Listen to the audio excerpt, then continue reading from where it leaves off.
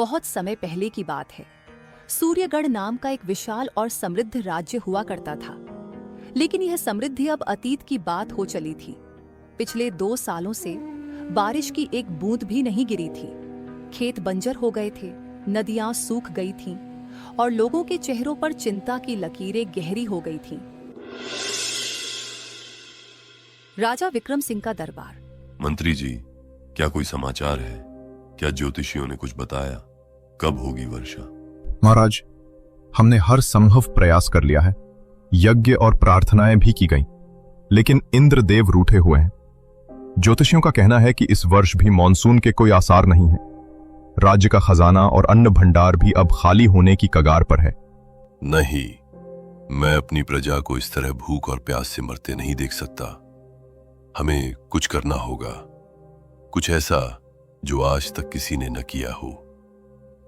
राजा विक्रम सिंह ने अपने सभी प्रमुख मंत्रियों को आदेश दिया, राज्य के हर गांव, हर नगर, हर कस्बे में तुरंत यह ऐलान कर दिया जाए, जो भी इस भयंकर संकट से हमारे राज्य को उबारने की योग्यता, साहस या समाधान लेकर आए, वह 3 दिन बाद हमारे राज दरबार में उपस्थित हो। हमें न किसी की जाति देखनी है, न पद, बस चाहिए एक सच्चा समाधान और एक सच्चा सेवक।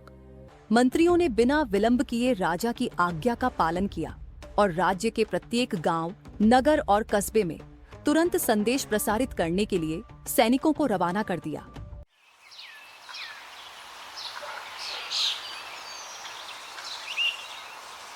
देवगढ़ गांव के चौराहे पर एक ढोलकिया जोर जोर से चिल्लाते हुए, सुनो सुनो सुनो, महाराज विक्रम सिंह का आदेश सुनो। राज्य एक भयानक सूखे से गुजर रहा है। इस संकट का समाधान खोजने वाले को महाराज द्वारा 100 सोने की मोहरें और राज सम्मान दिया जाएगा। जो कोई भी इस चुनौती को स्वीकार करना चाहता है, वो 3 दिन बाद राजधानी के दरबार में उपस्थित हो। ये समाचार सुनकर देवगढ़ गांव के लोग शांतिपूर्वक अपने अपने घर लौट गए। उन्हीं में से एक किसान रामू, वह जब घर पहुंचा तो उसकी आंखों में चिंता की गहराई साफ झलक रही थी। वह चुपचाप चारपाई पर बैठा कुछ सोचता रहा। उसकी उलझन भरी चुप्पी देखकर उसकी पत्नी से रहा नहीं गया और उसने आखिरकार पूछ ही लिया, क्या सोच रहे हैं? जब से घोषणा सुनी है आप चुप है। शांति। मुझे लगता है कि मेरे पास इस समस्या का हल है। कोई जादू नहीं, बल्कि एक पुराना तरीका। मुझे याद है दादाजी कहते थे कि अगर हम बारिश के पानी को रोक लें तो धरती माँ उसे सोखकर अपनी प्यास बुझा लेती है और हमें साल भर पानी देती है। दादाजी की बातें? आप उन जोहड़ छोटे तालाब की बात कर रहे हैं? लेकिन क्या महाराज इतनी सरल सी बात मानेंगे? कोशिश करने में क्या हर्ज है? हमारी उम्मीदें तो वैसे भी सूख चुकी हैं। शायद यही एक बीज है जो फिर से हरियाली उगा सकता है। मैं कल राजधानी जाऊंगा। सुबह होते ही रामू नींद से जागा और बिना देर किए राजधानी की ओर पैदल ही निकल पड़ा। राजा विक्रम सिंह का दरबार। आज सभा का विशेष दिन था। एक एक करके सभी लोग अपनी अपनी राय और समाधान प्रस्तुत कर रहे थे। तभी उनमें से एक तांत्रिक आगे बढ़कर राजा के सामने आया। महाराज, मैं अपनी मंत्र शक्ति से बादलों को खींच लाऊंगा। बस मुझे 1000 बकरियों की बलि देनी होगी। राजा निराश होकर सिर हिलाते हैं और कहते हैं, नहीं, यह निर्णय मैं हरगिज नहीं लूंगा। इसके बाद दरबार में अगला नंबर एक अमीर और घमंडी सेठ का आया, जिसका नाम धनसुख था। महाराज, मेरे पास एक अद्भुत योजना है। हम पहाड़ों पर एक विशाल पंखा लगाएंगे जो दूसरे राज्यों से बारिश के बादलों को हमारी ओर उड़ा कर लाएगा।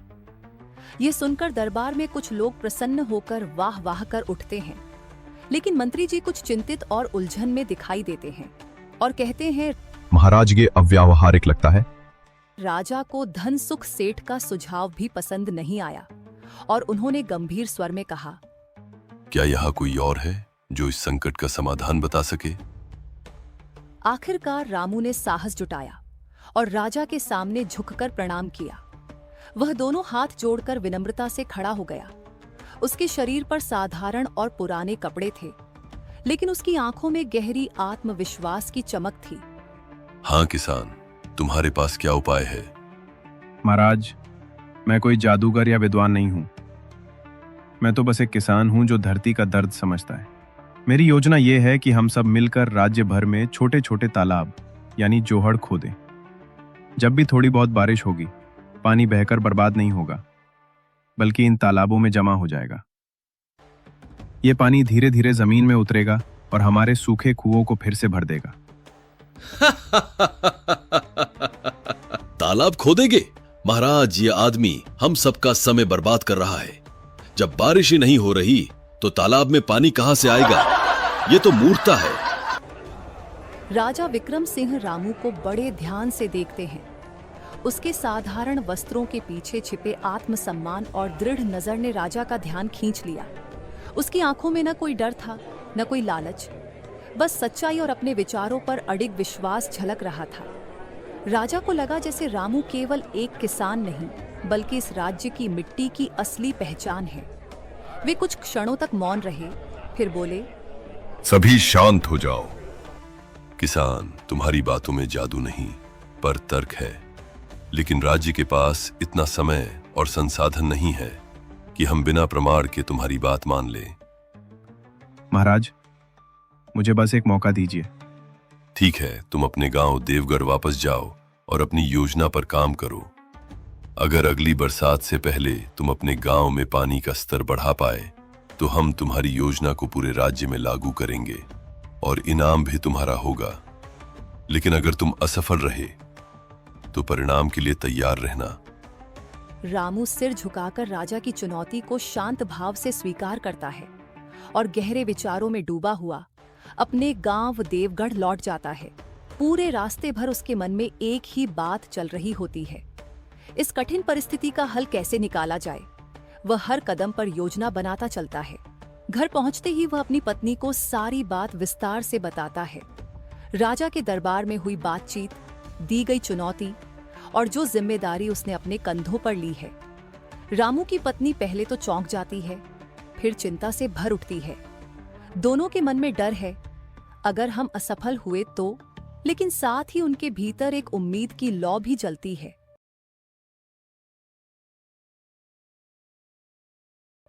अगली सुबह रामू कोई देरी नहीं करता।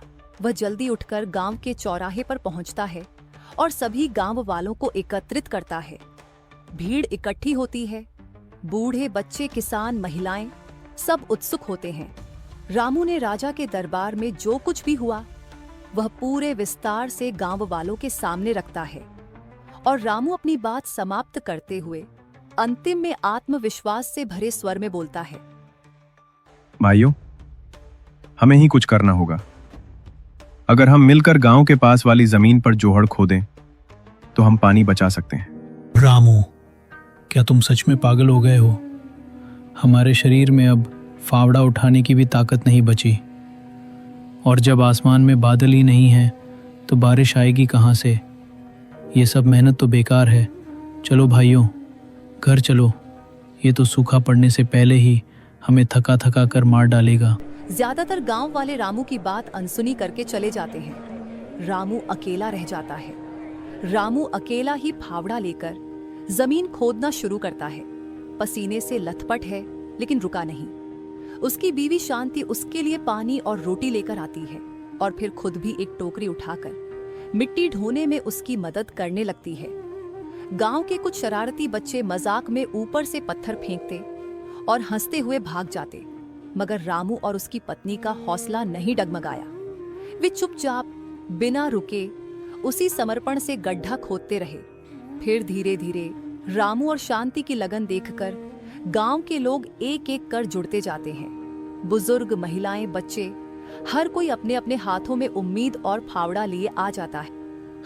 अरे मूर्खो, इस पागल किसान के कहने पर अपनी बची खुची ताकत क्यों बर्बाद कर रहे हो? आसमान को देखो, एक भी बादल नहीं है। तुम लोग गड्ढे खोद रहे हो, सोना नहीं। इसकी बातों पर ध्यान मत दो।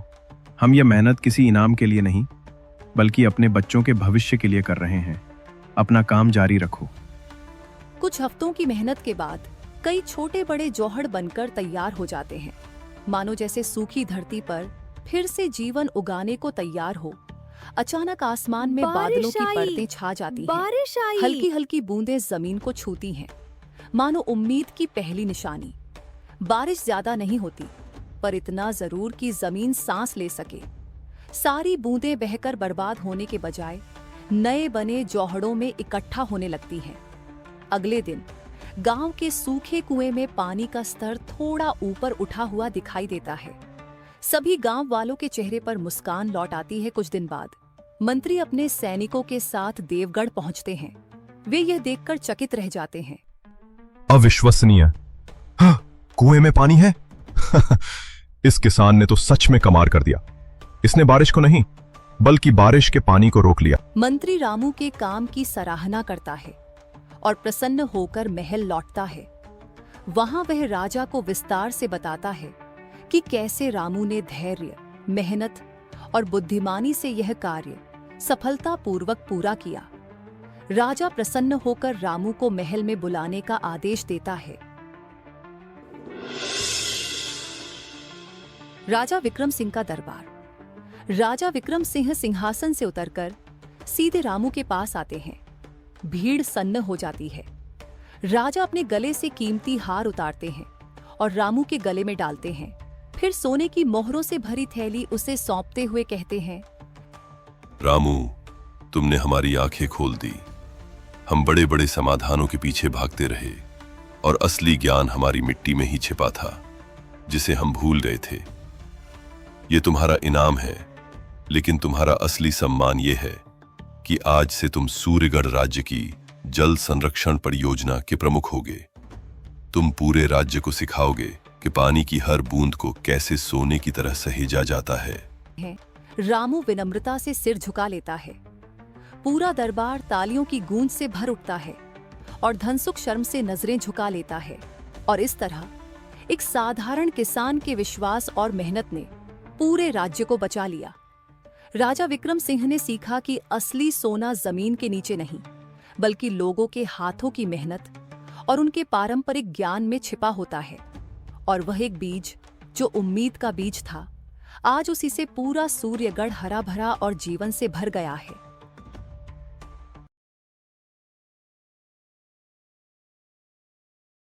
अगर आपको हमारी ये कहानी पसंद आई हो तो इसे लाइक और शेयर करना ना भूलें। ऐसी ही और मजेदार कहानियाँ देखने के लिए हमारे चैनल को सब्सक्राइब करें और घंटी का बटन दबाएं। हम मिलेंगे अगली कहानी में। धन्यवाद।